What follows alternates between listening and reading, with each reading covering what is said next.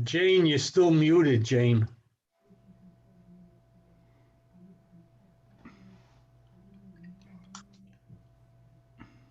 Good morning, everybody.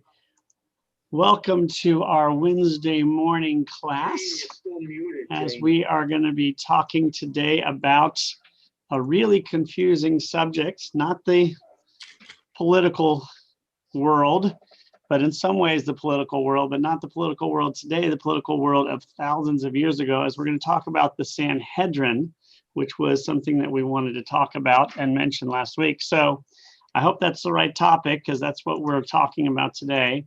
So I think everybody's heard of the Sanhedrin. We know it's some sort of court. We know it's from a long time ago, and that's all we know. So we know the Sanhedrin from our personal opinions, from people who are not experts. We know the Sanhedrin was some sort of court in Israel a very long time ago. As for officially, this is what we know about the court. We know it was some sort of court in Jerusalem and Israel a long time ago. So both scholars and people who are not in the know, which are us, all agree on the same thing. It was a court in Israel a long time ago. And that is the only thing that is provable so far. There's no complete truth to this question at all. Nobody knows exactly what it was, when it started, how long, what a connection was to the Great Assembly, what was the Great Assembly. There is no 100% answer because we just don't have the evidence.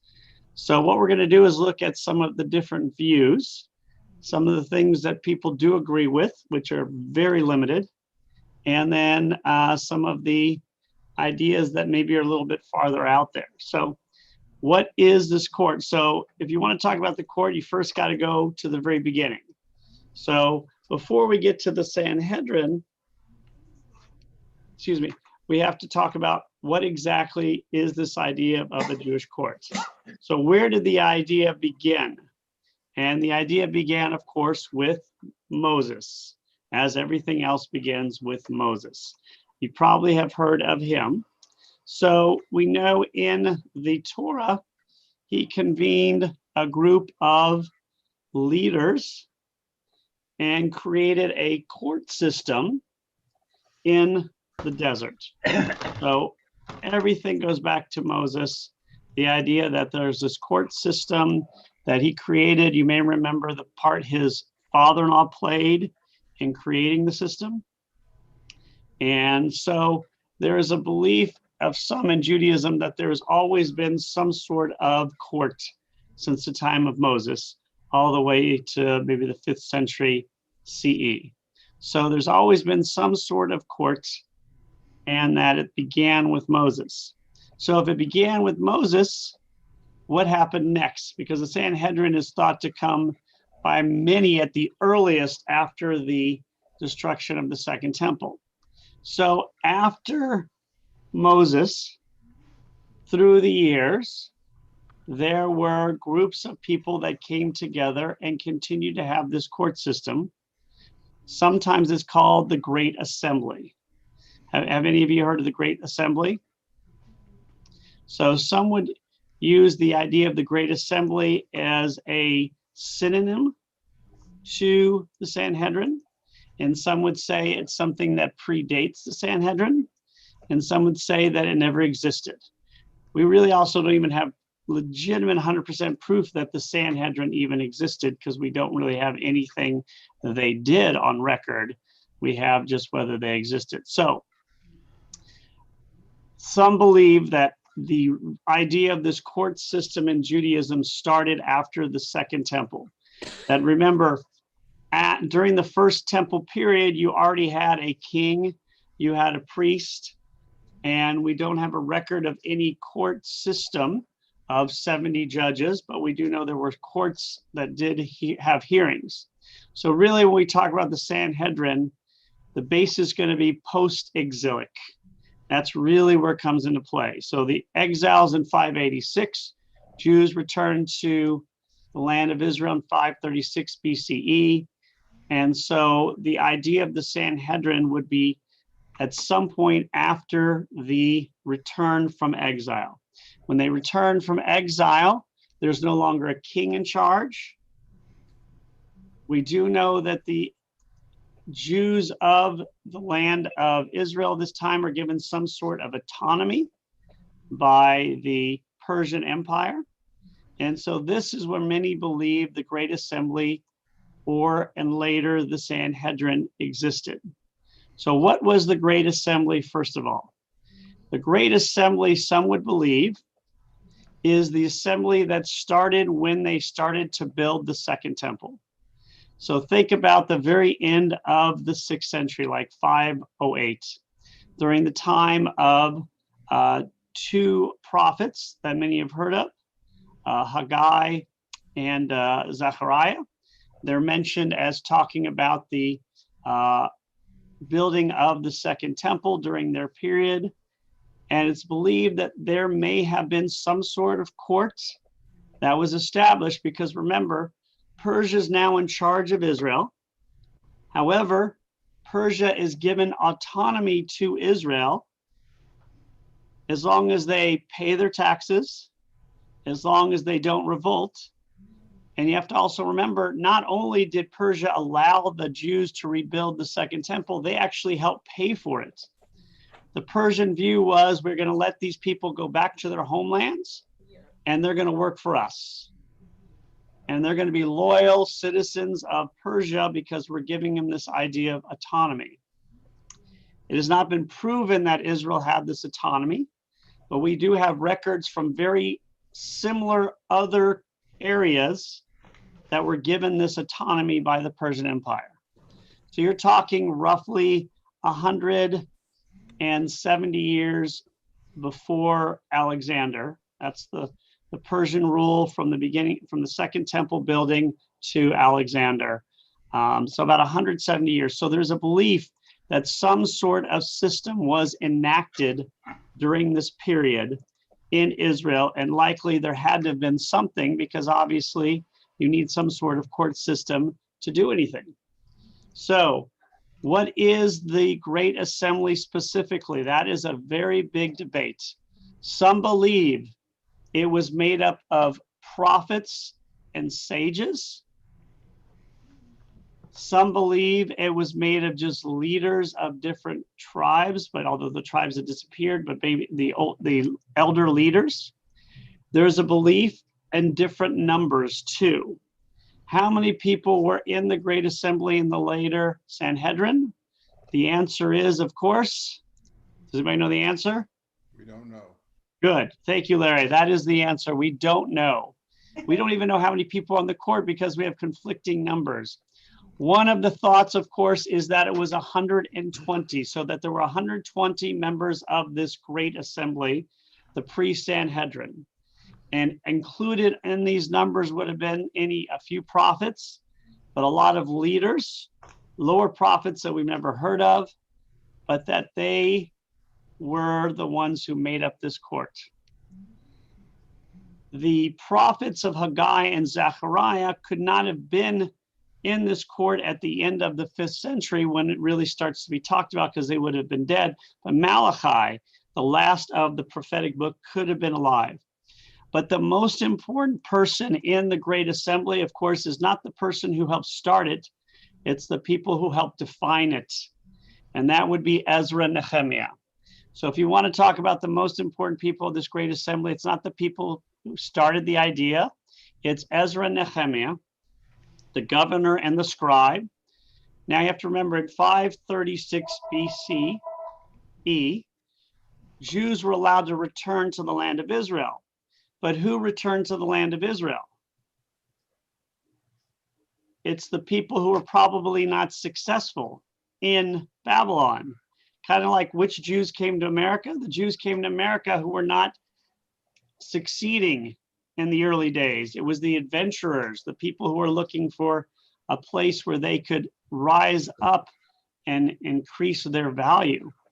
But in the mid 5th century, Ezra and Nehemiah were sent And so more of the established, intelligent, educated people from Babylon came into Israel. And Ezra set up a system of study and learning, and possibly set up this court or perfected the courts. So this would be in the mid 5th century. Some say Ezra was on the court. He was the governor. Some say he wasn't. Some say Nehemiah was the governor and Ezra was the scribe. So some people believe in the 5th century, this great assembly was created. Now, what did the great assembly do? The answer is, we don't know. Obviously, we don't know. But there was a belief that they may have made actual laws, both religiously and politically and judicially. What we do think that they did do some religious setting, for instance, instituting prayers, but that they also went into the political and judicial sphere. So there is a belief that this court existed during the time of Ezra that had maybe 120 people, some of which would have been scholars, some of them would have been maybe priests, and some of them may have been prophets, and some of them would have been leaders of the families, that they did enact legislation helping Nehemiah to govern the area, that they might have been responsible for religious law as well. Others believe that this court only met once a year and really did not do that much, or just met once a year to create a couple official things as to when holidays would be, as to particular religious rites. So that is a really wide range. One saying they enacted laws and oversaw trials versus they met once a year and did a few things like set dates for holidays. There is no proof of either.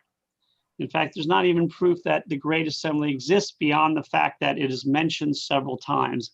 That's in Hebrew, it's called Kehila Gedola, the Great Assembly. So we don't know even if it existed at all, but it is mentioned in Song of Songs, in Ezra Nehemiah.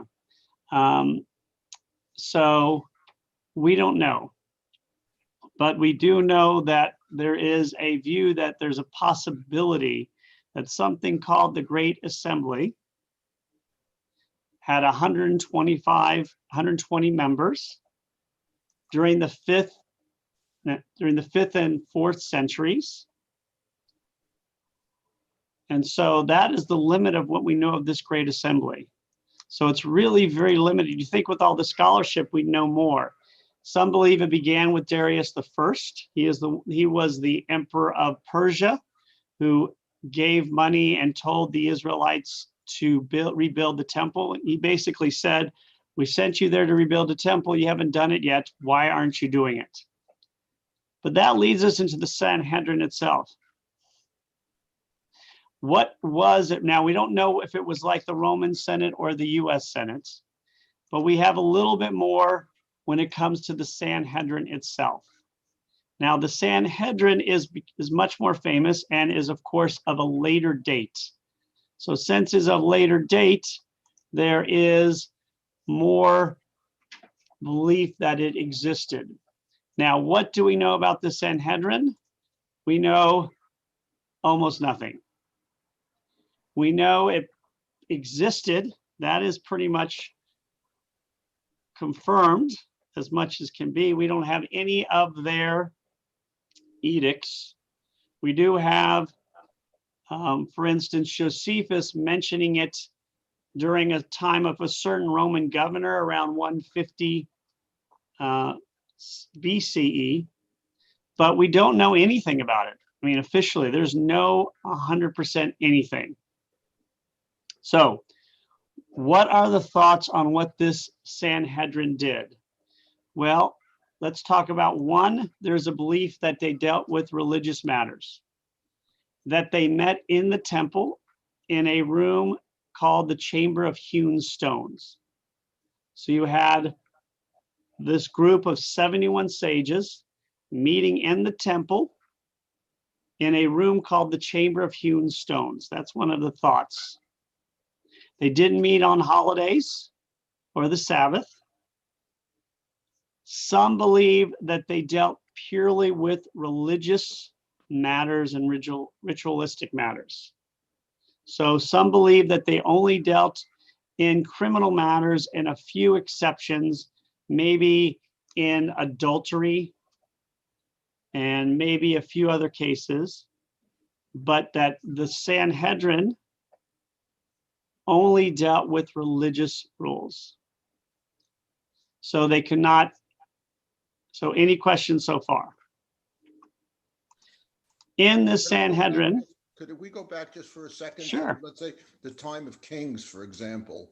The time, would you say one more time, Larry? The time of Kings, for example, Okay. King Solomon, you know, and his decision, which was sort of a court decision, you know, the famous case with the mother claiming was the child, and we'll give half of it to each mother. Were there courts? There were no courts at that time? There were courts. The judge, jury? There were courts, and some believe there was already the Great Assembly might have extended. Some believe Moses set up these court system, and it goes all the way through to till after the destruction of the temple. We don't know what the court system was like during this time. Some believe there was already a proto-Great Assembly, a proto-Sanhedrin called the Great Assembly during the time of Solomon and David that helped out. But during the time of Solomon and David, they did have courts that made edicts. And Solomon and David also did the same thing, probably over, you know, kind of almost as a Supreme Court. But we don't have any specifics about it. Remember, all of our knowledge about David and Solomon comes from the Bible. That's it. There's very limited knowledge. And even the later kings, there's limited knowledge. So they did have court systems. We do know that. And during the time of the tribes, you know, in Israel, and even though they were divided between the north and south part of Israel, did the tribes then have a particular leader who was actually acted as the judge and jury? Yes, during the tribal stage, some believe there was a court that Moses set up that continued, but in the tribes themselves, they had their own particular court systems, usually led by leaders. We do have something called the judges, but those judges were military in nature. But each tribe was its own entity when it came to dealing with what was going on. And so each tribe followed the law as they saw fit without any real oversight from other tribes. But again, you have to remember, when it comes to this tribal phase, we have less evidence of that than even David and Solomon. So the farther you go back, we have very little as to how they were doing these things. Very low. There's not even evidence that these tribals existed, except for a few hints here and there where we see a few, we see the name Dan. So really don't know anything. Even usually we would know more by the year 0, but we don't know a lot about even the year 0. How can we know a lot about the year 1200 BCE? So there's also a belief that the Sanhedrin had the ability to inflict capital punishment on certain things, even though they were a religious institution, for things like adultery and for a few other things. They could, in fact, give the capital punishment to somebody. Now, here is one of the greatest debate, though. Now, also added on this Sanhedrin, they had a kind of like a president and a vice president. The president was called the Nasi, the prince, the vice president, Av Beit Din, the father of the court. At some point, the Nasi was probably a priest. But if the priest wasn't very knowledgeable, then the number 2 person, the father of the court, really ran the court. So And it also is believed that the Sanhedrin had 71 members. So the Nasi, the Av, the father of the court, in 69, that it was set up in a semicircle, so everybody could see each other facing the leader. That there would be, it was kind of like stadium seating, that students would sit behind, and the higher level of students would be in the front row, and then you kind of went according to your skill or your age. But what is debated is the most important thing of all. Nobody knows if the Sanhedrin was a religious court, a judicial court, or both. Because we find in various sources, from Josephus to the Mishnah to the Talmud to even the Bible, talking about how they made religious and judicial decisions. One of the basic thoughts is that there was a Sanhedrin in Jerusalem with 71 people, and that all around the country were set up smaller Sanhedrins called lesser Sanhedrins, and these smaller courts had 23 people. And it kind of worked like the Sanhedrin, the main one was the Supreme Court. And so these smaller courts all around would issue their edicts. Also, in these smaller courts, they would also have traveling judges, kind of like in the Old West, where these 23 member court in the smaller areas, these members would be sent out to smaller towns to make decisions for people out there. And then bigger decisions, you'd have to come to this court, the lesser court, and then the major decisions, you would go to the main court in Jerusalem. So that's one of the prime beliefs. Again, there was the Sanhedrin, 71 members, the lesser Sanhedrins, 23 members, and those members sometimes went around the countryside delivering edicts. Now that is if you believe that the Sanhedrin was judicial, because a lot of people believe it was just religious in nature. That the court itself did nothing more than go over things like the dates of the holidays, how are you going to pray, the sacrificial system. We don't know if they did anything beyond that. You know, if you're how are you keeping the law, which of course is still very important at that time, but did they do anything judicial? We also don't even know who was on the courts, because we know by the time of the post-Maccabees, you had the Sadducees and you had the Pharisees, these two main bodies. Some believe the Sadducees controlled the courts for a while, and then the Pharisees. Some people believe it was the Sadducees that controlled it the whole time. Some believe it went back and forth. There's a belief that when the Pharisees took over the court, for instance, they tried to take religious leaders like the priest out of the court system so that it wouldn't be religious in nature.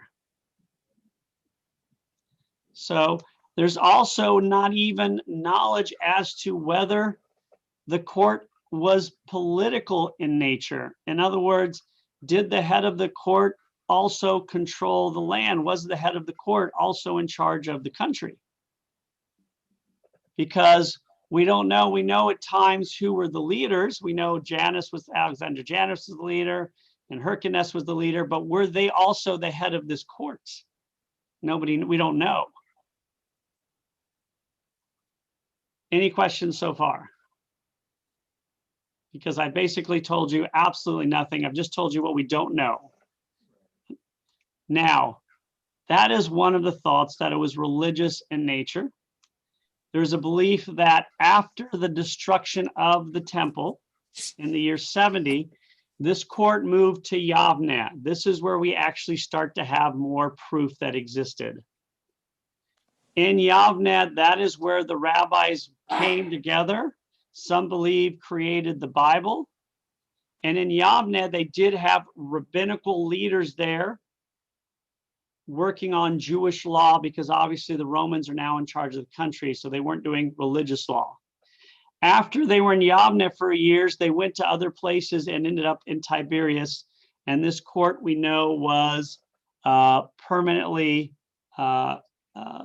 closed in about the year 445 by the Romans, or 425. I don't remember the exact date.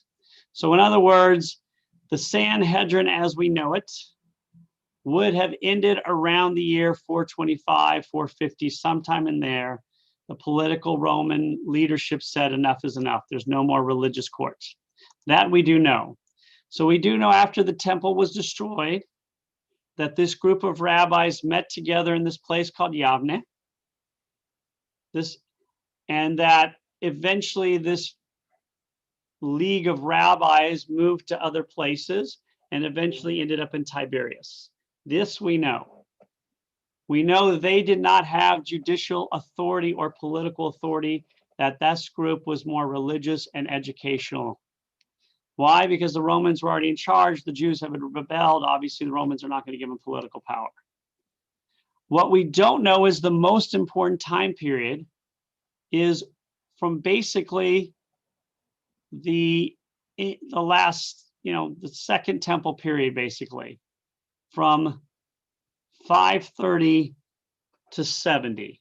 So a period of 600 years, we don't know what's going on. One of the thoughts, again, is you had the Great Assembly that became the Sanhedrin. Again, one more time, 71 people, 2 leaders, the head leader, the second 69. Then the lesser courts, 23, and then some those judges would go around the countryside, like in the West. However, there is a very strong belief that, yes, as to the leaders of the court, there is a belief that we have a list of those leaders. That Hillel was actually one of the leaders, as we can imagine, that he, along with a lot of others, and that there's actually a list out there that you can find of the leaders of the Sanhedrin, and that, and I have the list here somewhere. It would have been starting in 170. So basically after the Maccabees took over. Now, why is this important? Because after the Maccabees took over in 170-ish, the Jews were politically, judicially, and religiously in control of the country for over 100 years. So this would have been the most important time for the Sanhedrin, if they did exist, working with the Maccabean leader, could have had complete power. That means possibly priests, the ruler, were on the court, and then the rabbis would say, some of the rabbis are proto-rabbis like Yossi ben Yoezez, Joshua ben Parachia, Simeon ben Shetach, Shmaya, and then of course Hillel at the very beginning of the 1st century. So these are all the thoughts. Again, remember, if you're a rabbi writing the Mishnah or the Talmud, who are you going to put on that Sanhedrin? You're going to put rabbis. Now, we also give that name. That name is anachronistic because Hillel was not called rabbi. The name rabbi comes later. But so you're going to start from the time the Maccabees took over and put a rabbi in charge of the court all the way through. Does that mean it's correct? Who knows? Does that mean that the rabbis writing the Talmud had reasons to put rabbis in charge of the Sanhedrin? Yes, that's for sure. So you can take that with a grain of salt, but there is a belief it did exist. Now, what else would be the great debate? The great debate about the Sanhedrin, besides whether it existed, was it a purely religious court or was it a judicial court? That's the debate.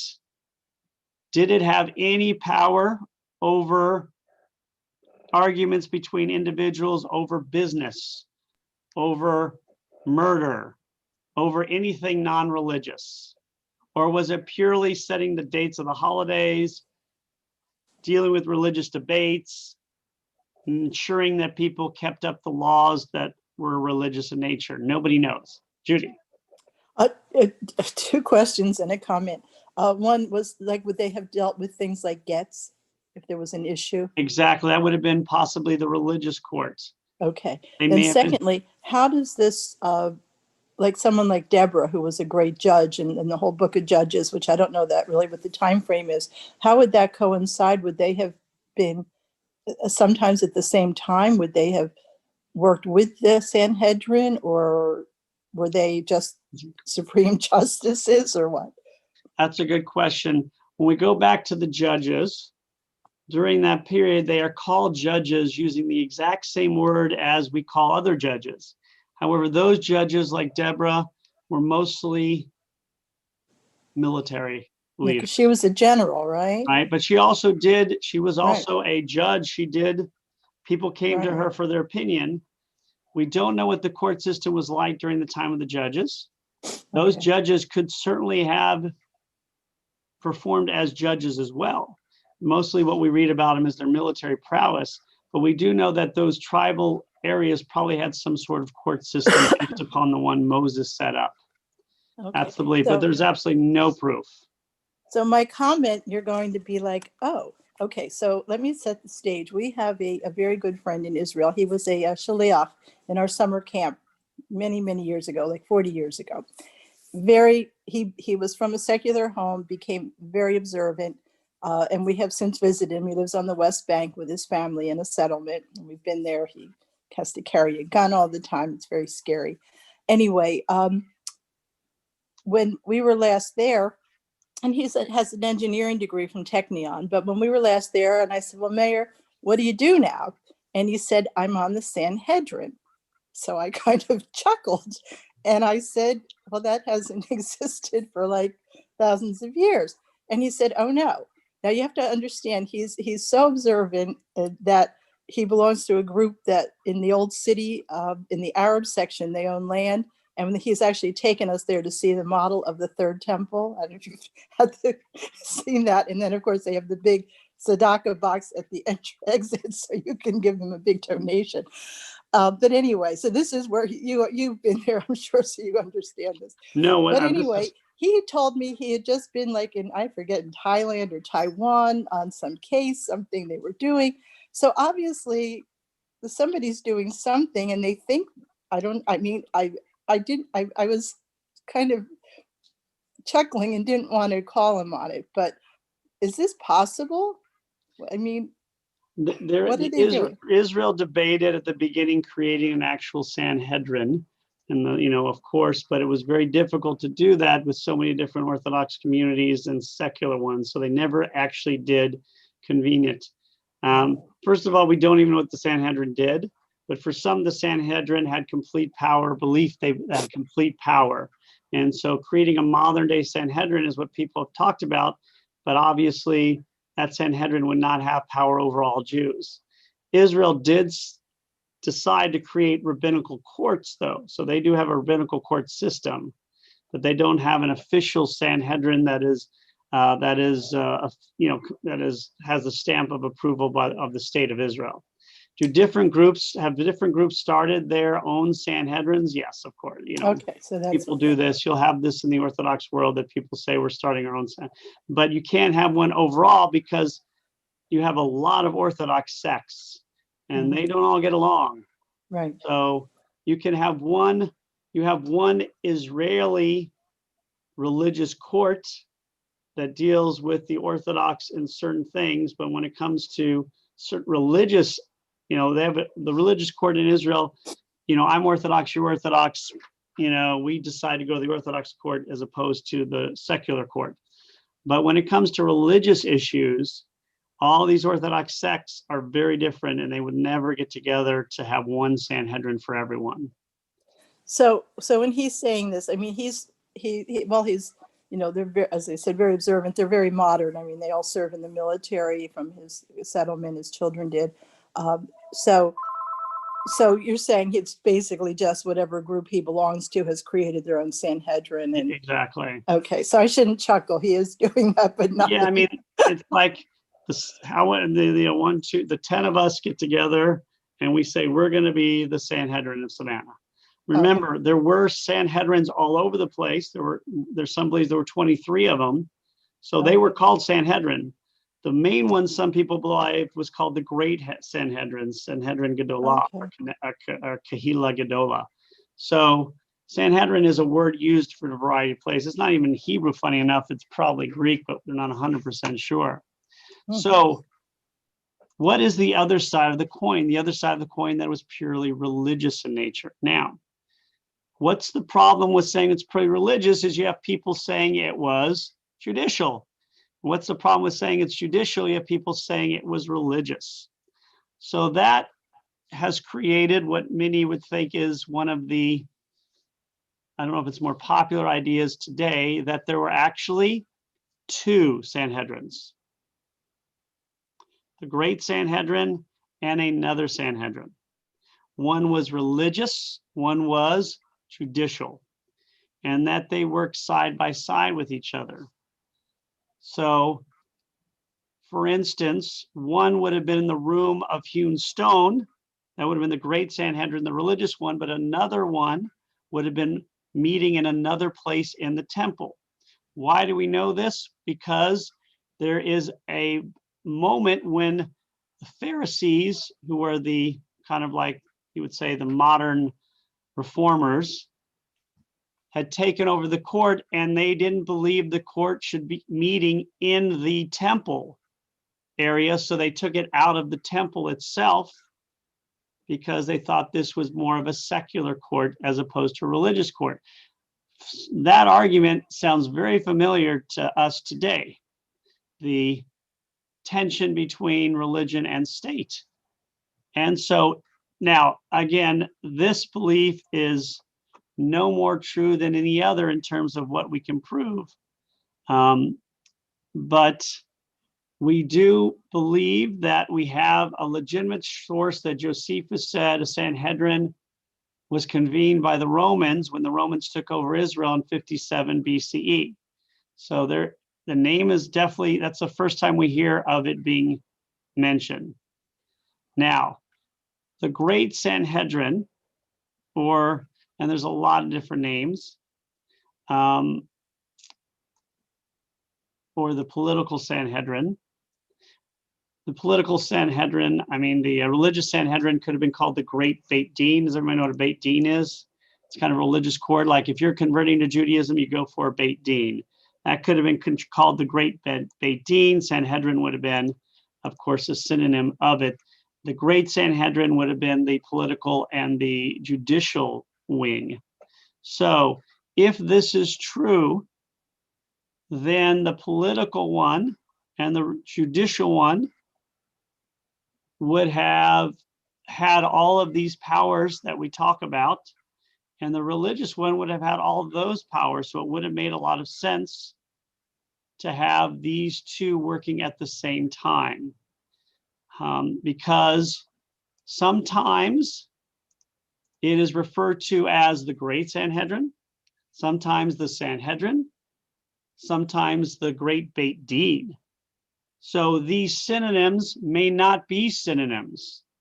They may be names for different institutions, and that's why they're called different names.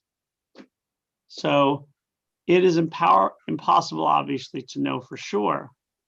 But all of this evidence is found in splatterings in different writings, especially the Talmud and Mishnah.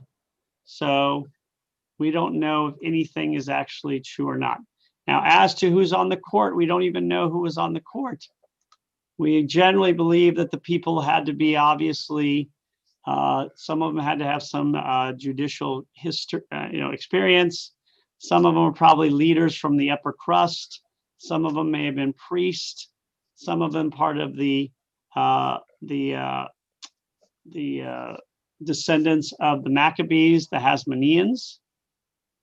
So we do have lists of what they were supposed to do, but again, everything is up in the air. For instance, we have a list that says the Sanhedrin, the religious one, was in charge of also looking for the red heifer for when it would come, and then the Messiah would come. Obviously, that's more religious nature, but that it also, dealt with court cases, legitimate court cases. So, or that it helped to run the country. I'm having a problem conceptualizing, and there's no, I doubt I have an answer, So am I.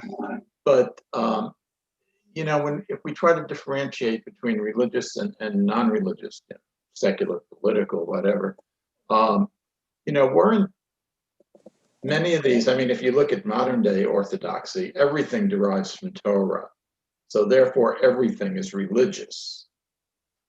And I wonder if they were like that, how would you dichotomize or trichotomize this? And I know there's no answer, but There is. I mean, you have to remember religion is so intertwined in Judaism at this point that it's all mixed in with the state.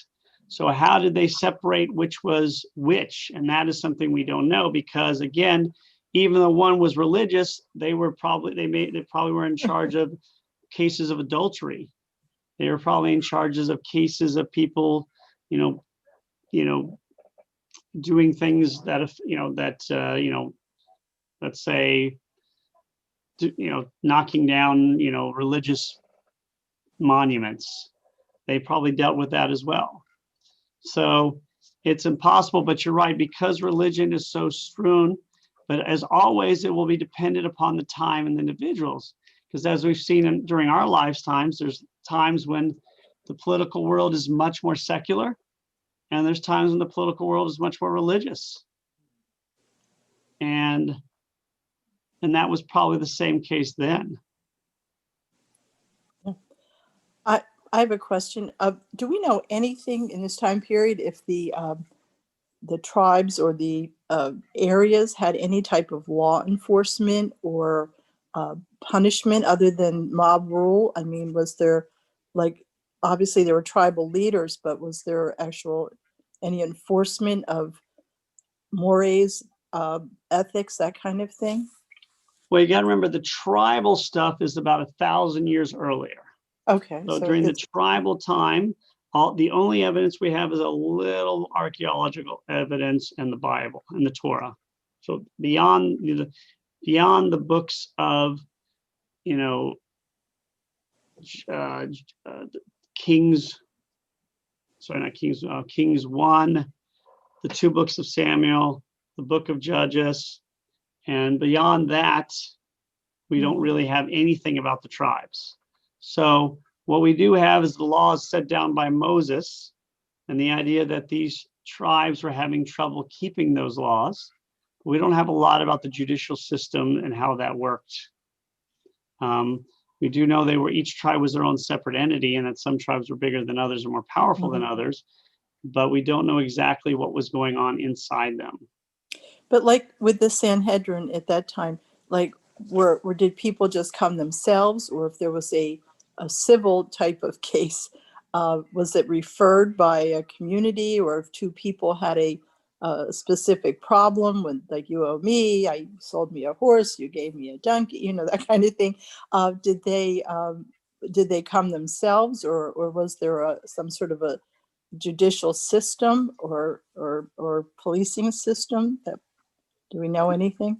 We do know there was some sort of policing system, and that if there was a religious court, they did not have the power to over that policing system. We know that individuals would come to court, and that in certain cases you had to have 2 witnesses. So there wasn't even a lawyer. You had to have 2 witnesses that would say that, and they didn't have lawyers in many of these instances. That capital cases were on the books in terms of they had capital punishment, but we don't have any record of it ever being used. So we don't know if the capital punishment laws in the Bible or later are more probably are less literal than we might imagine. So, but like when we hear about people being stoned or things like that, I mean, was that part of a court sentence, or was that mob rule? That's an excellent question. And the answer is we don't have any. we have the laws themselves. If you do this, you will be stoned. But Mhm. we don't have any cases of anybody actually being stoned. So that's why, even though capital punishments may be on the books, we don't know if they actually had that power to do it. It could have been something that was, you know, almost impossible to enact because you can never prove 100%. The only time in Jewish history we have evidence of capital punishment is one instance during the time of Moses, where Moses is saying you should not marry non-Jews, guys with a non-Jew, and somebody goes and kills them, and he is not punished for doing so. He was not doing it on behalf of the state. He was doing it because, you know, Moses was saying this is what you're not supposed to do. So that's one. The only other case of capital punishment in the history of Judaism is Adolf Eichmann. And that's the only other case. The rules we have the rules going all the way back to the Torah, but we don't have actual legitimate cases of it actually happening. We do know the Romans did take away capital punishment from the Jews around the year 30 CE. So if you take something away, it probably means you had it in the first place. So we have little bits like that, but no like exact history. We have references from Josephus, references in the Bible a little bit, many references in the Talmud, some in the Mishnah, but it's not giving you a distinct step 1, step 2, step 3, step 4. It's giving you like- all these options in these moments. But like crucifixion, was that the Romans or did the Jews do that? The Israelis do that as well as Israelites? No, crucifixion was only the Romans. It That was was only a the Roman. Roman. Yeah, that was not even one of the ways that you would kill Okay. somebody according to any law we've ever had. So, not to So say when- that some of the when Jews they- weren't supportive. When they say that you know that the blood libel, you know, the Jews killed Christ. I mean, so that wasn't even something that Jews would have ever done. No, I mean, that would have Crucifixion. probably mean, I mean, you got to remember the Rome was already in charge of Israel for about 85 plus years. And All right. the Romans were not the Persians or the Greeks.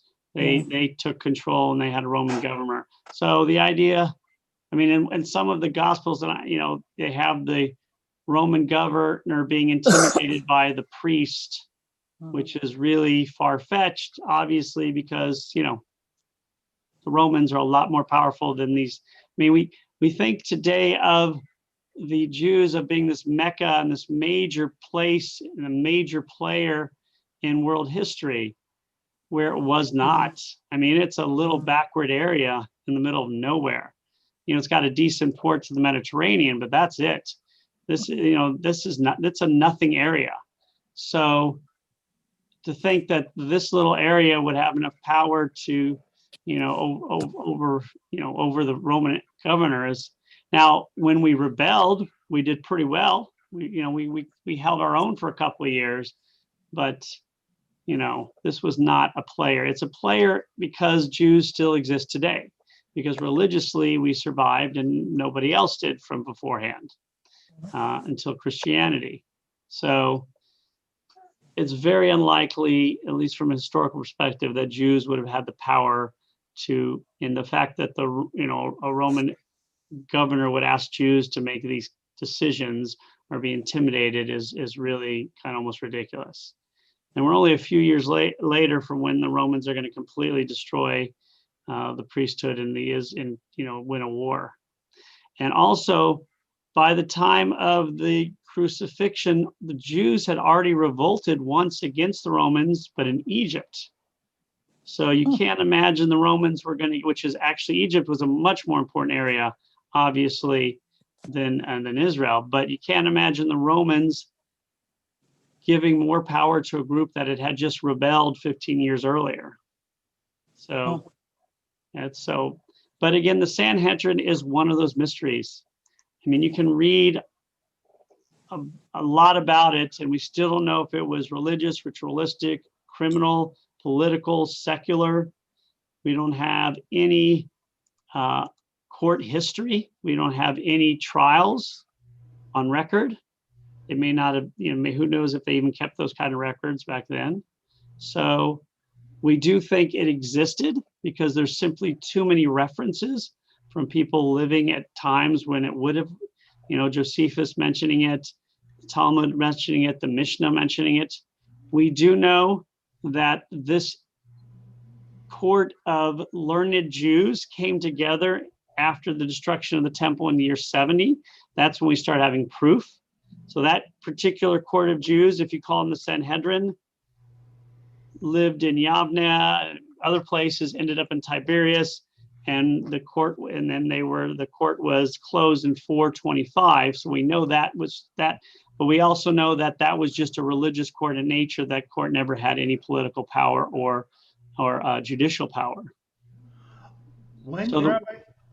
Stuart. When did we move from essentially, talking in a very sort of anthropomorphic way, when did we close the Sanhedrin and move to the system of Bet Din? Well, they could be synonymous with each other. I mean, the Sanhedrin has been called a Beit Din as well. And so what we have to understand is all of these words, their meanings change in different periods. Like a Beit Din today is not the same thing as the, Beit Din, which means the Sanhedrin long ago. What we do know is the Jews always did have this litigation and this court system in our world. So even when the Romans were in charge, you can imagine, or we can imagine, that people would go to the Jewish courts for issues that the Romans did not need to be part of, issues between Stuart and me, and that we might not want to go to the Romans. But of course, if I kill Stuart, you can imagine the Romans want to be in charge of that because they don't want free people just killing each other. So if he's cheating on his taxes on the Romans, that's going to go to a Roman courts. So we do know that the judicial system probably worked this way, as it still does in Israel today. In Israel today, Stuart and I can go to the religious court when we have a dispute, and the rabbis will make the decision for us. But if one of us is cheating on our taxes or commits treason or kills somebody, then we have to go to the secular Israeli court. And this is probably very similar to what was going on back then. But you also have to remember, times are changing. You have different groups in charge. You have the Persians, you have the Greeks, you have then the Greeks, that the Greek Empire divides, and you have the Seleucid Greeks. At times you have the Egyptians. Then the Jews are in charge themselves with one group, but then the descendants become much more Greek and Hellenistic. And then the Romans take over, but they give the Jews, they let somebody of the Jewish be governor, and then they take that away and put their own Roman governor. So it's a constant motion. So these courts had to be changing. Plus you have, it's kind of like parties today. Sometimes one party's up, one's down. You had the Pharisees sometimes were more powerful than the Sadducees. And at times you might have those who were not part of either group being in power. So these courts probably took on different responsibilities depending upon when it was happening. So sometimes they were probably continued to be religious in nature throughout, but the other stuff would have probably been quite different. The big question is, were there two Sanhedrins at one time, one being religious and one political judicial, or was that all one court? Also, did that court really matter? I mean, we know it was meeting, but was it meeting once a year or once in a while? Was it only there to set the calendar? So we don't know. But it's really a mystery. It's one of those things people keep. I read a really interesting article from the 1950s about what, the Sanhedrin, what it was like then, Israel trying to create one, and what the difficulties were going to be. And it's basically an article I could have read. They can change the date from 1953 to 2020, and it would have made no difference. Do you think that the Sanhedrin has let's call it an equivalent in Islam, in the sense of if we were to apply a strong Sanhedrin, that would be the equivalent of applying Sharia law? In some ways, yes. You got to remember, Jewish law, religious law were intertwined in many respects. And so there was a separation of church and state. There always was one of that most of the time during our period in Israel, but it wasn't quite the separation we have today.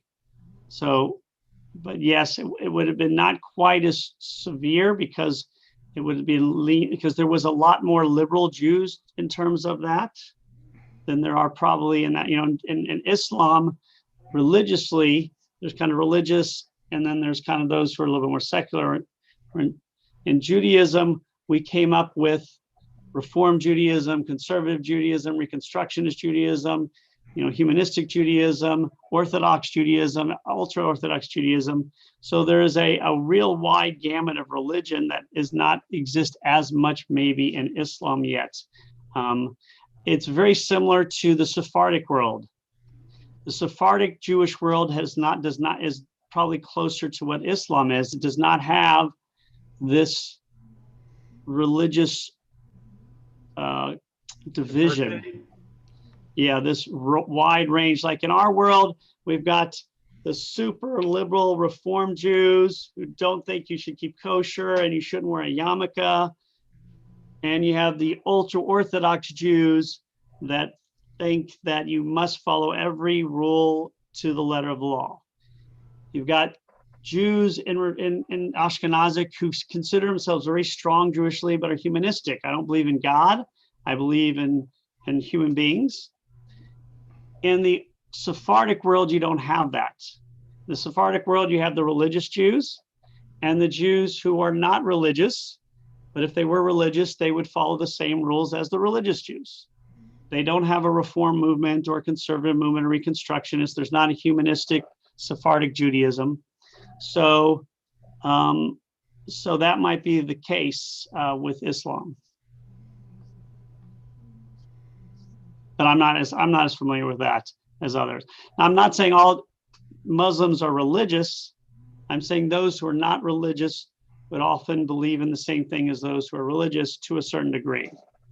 They may not believe in jihad and all those things, but I'm talking about religious laws, not, fanaticism. All right, any other questions? This was a hard subject matter because really there's a wide range and there's no definitive answers. The best answer if people ask is there's a Sanhedrin, a main one with 71 people, smaller ones with 23, and some of those judges would go judge. That seems to be often the most, believed thought, but who knows? All right. Thank you. So hope everybody's doing well. Thank you. And Yes. Thank I you. want to make sure we try and figure out if we want to continue what we want to talk about the next couple of weeks. Well, I have a thought, Great. and I don't know how other people feel about it, but the evolution of prayer in Judaism, Oh, great. it's something I know nothing about, except that, you didn't have a liturgy during the time of the temple. So then after the temple was destroyed, how did you develop the liturgy? And, That's a great one. And these courts could have been very much a part of that. There is a That's what made me belief that think of it. the Amidah, which is the central prayer, some believe these courts created it, or that it was created by Ezra, who started these courts in the 5th century. So we can talk about the evolution of prayer, which is really interesting. It's a great topic. So why don't we do that? That may take 2 weeks, if that's okay. Yeah, I have an idea too, coming off of what Michael just said, which would be liturgical music. I mean, I know, like, I'm a huge fan, we all are, of Debbie Friedman, which is very modern music that, we've all Just typing all this down for you guys. have adopted. But there's so many other, over the centuries, probably famous tunes that were developed and that are used in the liturgy. And I thought that might be interesting. I don't know if that might be difficult, but that would be interesting. You know what? That's a great idea. And I could ask, I'm really not, that's an area I'm very, very weak on. So what I would do is I'll ask somebody like maybe Cantor Portnoy or Mm. somebody else who is much more knowledgeable about that, because I am not. Apropos of that, yesterday I came across two references from the 1920s. Somebody's just uncovered a recording of a Chazan from the 1920s. What's unique about him is that he's black. Oh, really? And secondary to that, or associated with that, no recording is there. Apparently, there was also a black woman who did Hasidic, not Hasidic, who did cantorial music. Really? So, if there's I'm- anything going on with music that that people are interested in, I can send that reference to them. I was just astounded, and I will tell you, I've got two recordings from this black Chazan, and he sounds like the Chazanim of Really? my youth. This is not somebody singing a Jewish melody. This is This part is of what he has, legitimate. and one of them is Avinu Malkeinu. Really? I've never heard of that. Certainly Fascinating. not far back then. Neither had I. There was also a video going around a while back, maybe about 3-4 years ago, of the famous Chazans that for like the Lower East Side, and it was very interesting and beautiful voices, and the way they interpreted, the prayers. So Yeah, this I guy don't know. apparently had a relationship with Yeshua Rosenblatt, who was one of the, maybe the know that name. premier among those. Yeah. Do you remember his name? Rosenblatt? He operated Must have been under the name Jones. But if you want, I can send you the link. Yeah, please do. I That would be came really across it interesting. on something like Aish. That is awesome. But, I mean, that's phenomenal. And as I said, they've got both sides of a recently uncovered 78 RPM recording by him. One of them is from Chakris. And one of them is from what? One of them is a part from Shachrit, the morning The morning Shachri. I got it. morning Shachrit, and the other is more I think a Yiddish folk tune kind of thing, as I recall. But I discovered it late last night. So if we talk about music, that That would be really might be interesting. something to really of interest to put in. Have to find out what Stewart's is. Yeah. Look at. And then the other thing too is that in addition to the liturgical music, like there's something like we were huge fans of Safam, who were taking but most of it was original, but they took some of the prayers and then set them to their own music. Do you know them, Rabbi? No. How do you spell Safam? it? Like it means mustache in Hebrew. Oh, yeah. SAFAM. I don't know if they're around anymore. I have a couple of their CDs I can share. I don't think I've ever heard of them. Well, they're from Massachusetts, and I think there were 4 or 5 of them. We've seen them in Kind of like perform. schlock rock a little bit. Huh? Like schlock Yeah. rock. I can't understand what you're saying. There's a group called Schlock Rock. Oh no. Kind of like the old they're like the Maccabees, but from a long time ago. These guys were more. 2 of them are Chazans. 2 of them are cantors in real life, and if you've never heard them, they're beautiful. I know I have one CD that I unearthed I'll look them up. recently. Yeah, they're fabulous. So All right. So next 2 weeks we'll do Evolution of Prayer. And then we'll take a week off for Thanksgiving. That's okay, because I'll be out of town, possibly. And then we'll come back and do liturgical music. How's that sound? Fine. Sounds good. And if you want to see an interesting interview, we interviewed yesterday Curtis Purdy. We started a little later than we thought. He's an alderman here, really interesting guy, like the nicest guy in the world, who just won a position in December. It was very interesting to talk with him. We just put that on YouTube. Also coming up, we have our veterans service a week from this Saturday. So if you know of any veterans who'd like to participate, I sent a note out to everybody on my list, but my list is far from complete. So if anybody here, or if you know any others, the only ones I know from you guys Ron is the only one who said he would be participating. So if anybody you know of, let me know. And then in December on the 11th we'll be here. So we're going to do Hanukkah on Friday night. We're probably going to do it Zoom, and we're going to invite everybody to be on and light the candles together. So if you're interested, just let us know, because you all now are expert in Zoom, just like me. Rabbi, Jeff, yes, could you send me that information again on the veteran thing you're Yeah. doing? Thank okay, you. I'll send that to you right after we finish here. Thank you very much. And congratulations. That was an excellent Ollie class. Oh, good. I hope it went well. I didn't. Yes, it was. Yeah. It's always hard to tell because I you know. wanted me to I'll do be great back. great personalities again. And I was like, sure, I'll do some I've done, but I don't know who's gone to what class. So I kind of just put through some in, and, I hope that was okay. It was good. All Very right. good. All right. Thanks, guys. So Jeff, I'm going to send that Okay. to you right now. Really Thank you. appreciate it.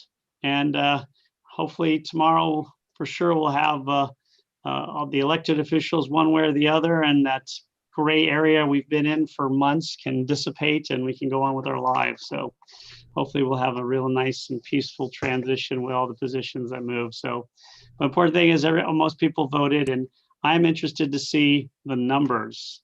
I have a very strong inclination that this will be the highest percentage of people who've ever voted in my lifetime Yeah. by Right. far.